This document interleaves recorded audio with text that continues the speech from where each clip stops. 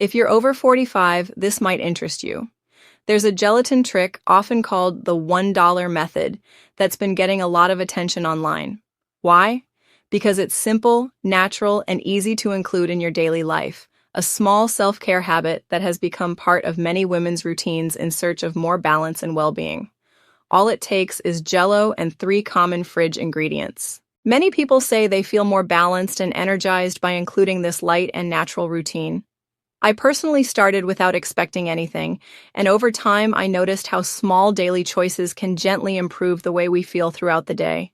The best part is that there are no expensive formulas or complicated programs involved, just a simple gelatin trick recipe that supports a more balanced daily rhythm. Many women, including well-known ones, have added this habit to their mornings because they say it gives them a boost of energy and confidence to start the day.